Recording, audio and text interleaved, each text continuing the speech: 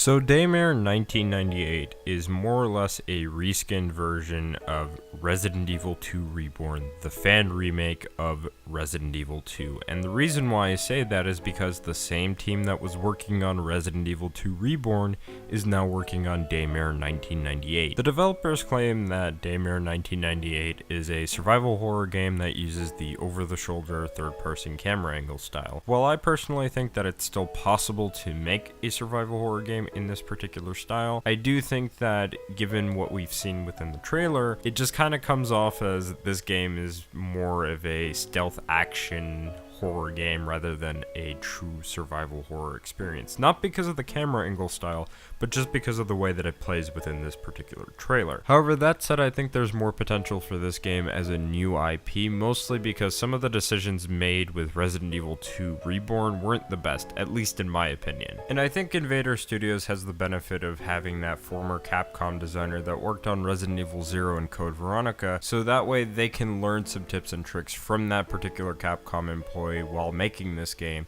They can learn what they need to do to try to keep this game in a very survival horror style if that's what they're trying to go for, and I hope that it works out for them. But in the meantime, I think it's best to just kind of be skeptical and wait until there's more gameplay, wait until we get more information on this game, because we hardly know anything about this game. And that's mostly why this video is just going to be short with hardly anything said about it, because I don't know what else to say other than the fact that it's a reskinned Resident Evil 2 Reborn. It seems like it's a stealth action horror game. It looks interesting. I can't wait to see more information on it, but as of right now, there's not much for me to say. So I'll leave off on this. If Daymare 1998 turns out to be a survival horror game that utilizes the over-the-shoulder camera style, then I would give props to Invader Studios for making a survival horror game that makes use of that particular camera style. However, if the game turns out to be another RE4 style action game, then I hope at least the game is a good horror-themed action game and